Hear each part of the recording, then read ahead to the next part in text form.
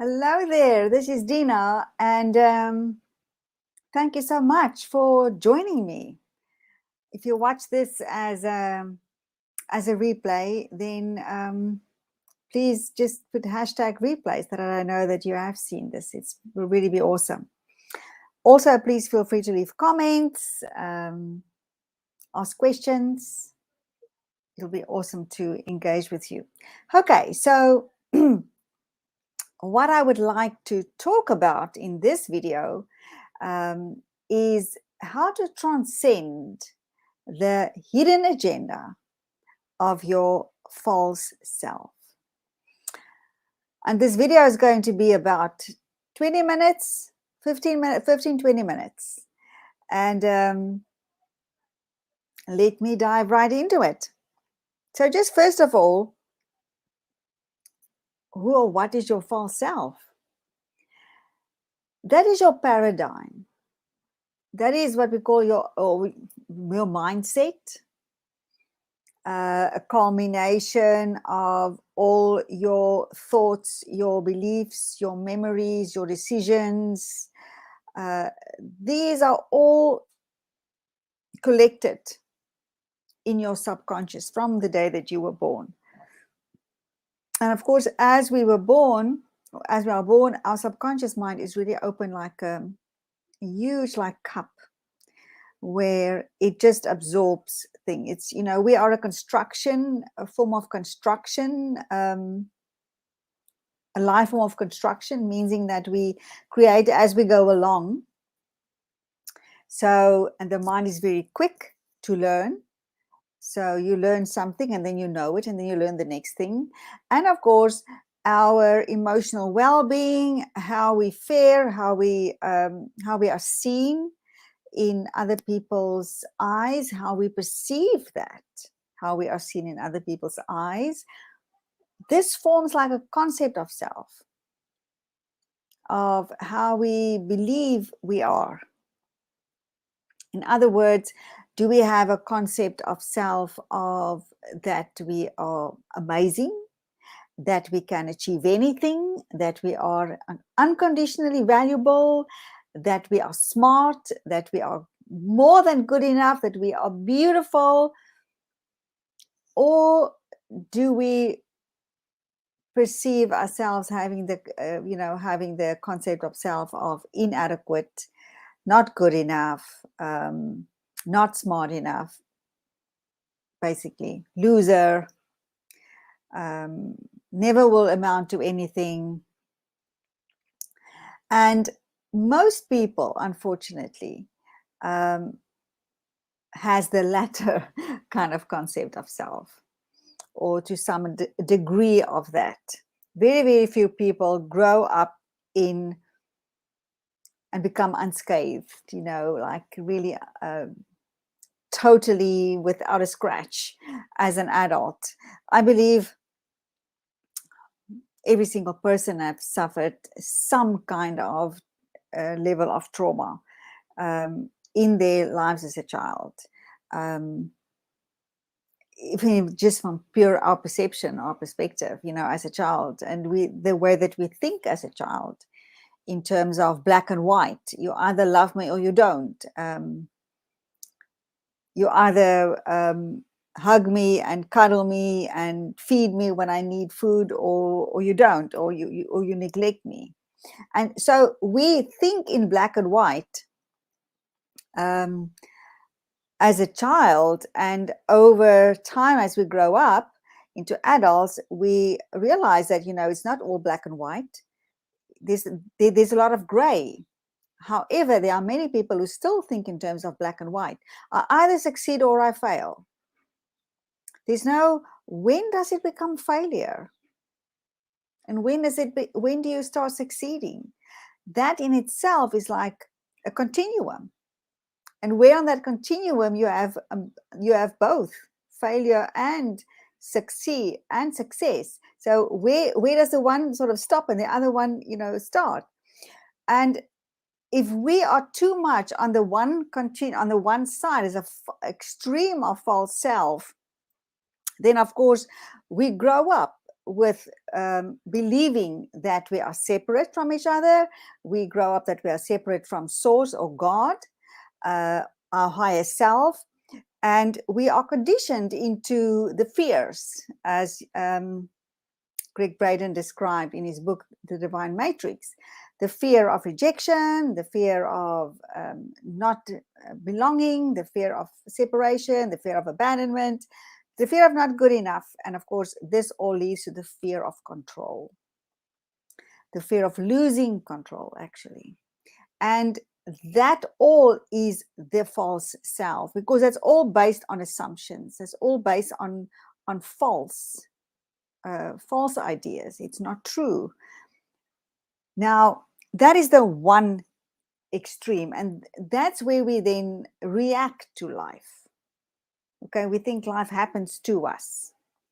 Then, as we move along the continuum towards our true self, we start becoming aware, and we know that we want more. We have a soul's calling, and we want to create a beautiful life, and we want to create a beautiful.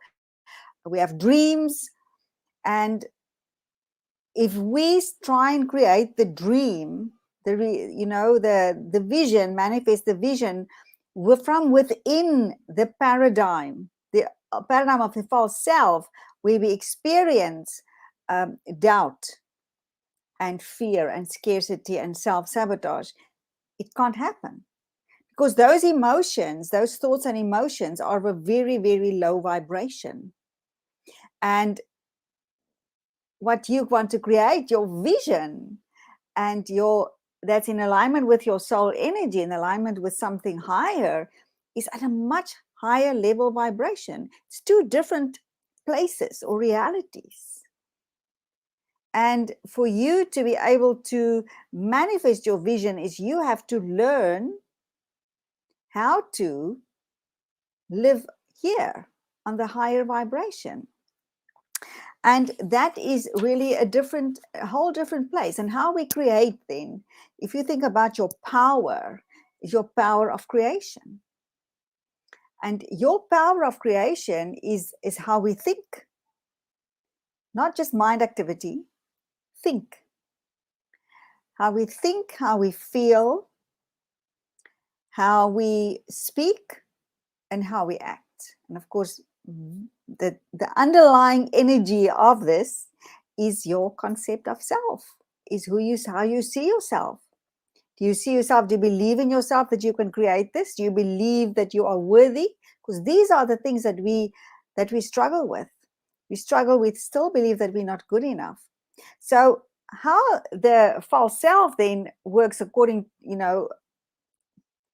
gets putting us back all the time, is that we start to step out of that comfort zone, and we start to elevate these emotions, and we start to experience that higher frequency. And when we do that, we actually step into the unknown. It's to surrender to the unknown. In other words, to surrender to your higher self, to God, to the universe, to create with you. But we are so used and into control from the old paradigm that the moment we step out, the paradigm comes back and sends us some fear, sends us some thoughts that evoke the fear of the unknown that we've been conditioned to, and then we pull back. And it's to cross that bridge and to have the tools and rituals and things that carry you through that transition. It's like a transition period. And of course, it's not something that's very short. It's a journey. But when you have the tools to bridge that gap between where you are here and where you want to be, to cross that river of the unknown, then it becomes easier and easier and absolutely worth it. Because there you really connect to who you really are. You realize that you have the power to create anything. The thing with the false self is we feel powerless. We feel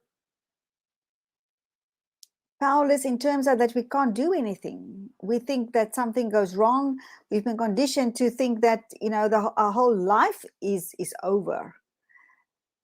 We are not taught to have resilience, to have to see this as just an opportunity for growth. We have been conditioned to see this as a disaster. And because of the fear of what we have been conditioned to, we are too scared to actually then say, listen, this is just that, the old paradigm. I'm moving forward. And this is what we do. What I do with my clients is to teach them how to bridge that, give them the tools so they can actually bridge that gap and become familiar with their new paradigm. You have to create a new personality, a new paradigm of how to live here. So in order to create your vision and manifest your vision, you first have to become it.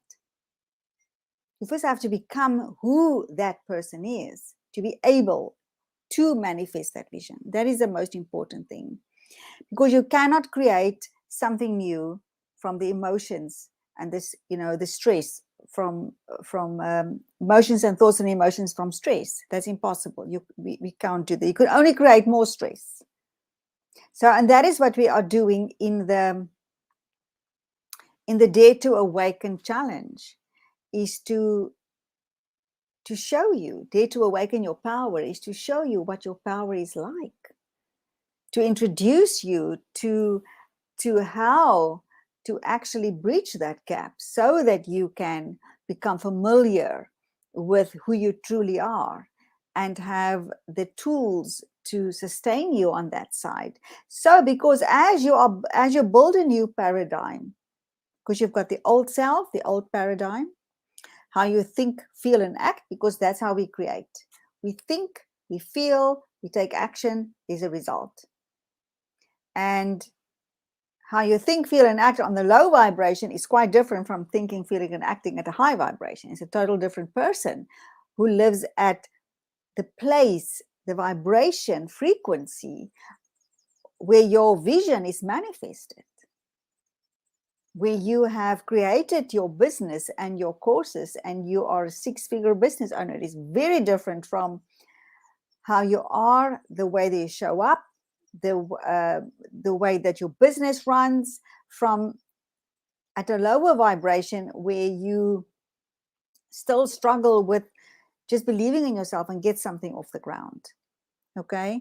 And that is, of course, the work that I do. And the other thing that's important to know is that you have something very special in your power as a being. And that is that you actually have a mind like a Ferrari. A Ferrari. Powerful. Absolutely beyond powerful, that you even can't grasp it. Okay. And you have a team that makes up that Ferrari.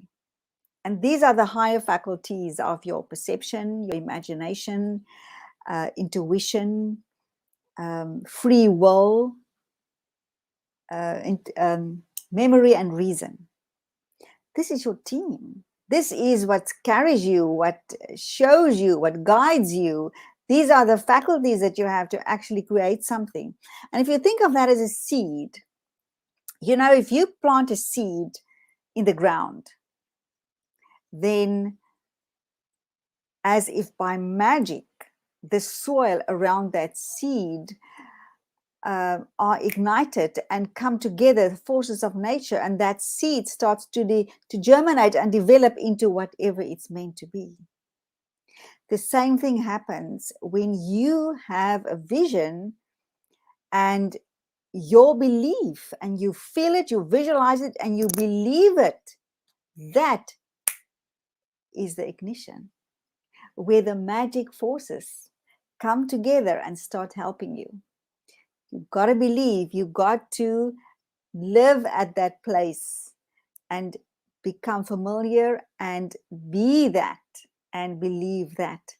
And then things starts to happen. So that is what we're going to talk about in the Dare to Awaken Your Power 4-day challenge to align your mind to manifest your vision in 5 simple steps. I'm going to teach you the manifesting system. Okay? And please sign up for it. It's go to bit.ly/Dare Awaken. It is going to be absolutely wonderful for you to have new insight in who you really are. Even if you have been at this manifesting game for a long time and you haven't gotten it right, I've discovered some things that held me back, that made a huge difference for me. And that's I'm going to share with you. And if you watch this on YouTube, please share, please subscribe. Or if you watch it anywhere, please share and please subscribe. And I'll chat to you soon. If you have any comments or questions, feel free to post them for me and I'll come back to you. Right. Thank you so much. And I'll chat to you soon. Bye for now.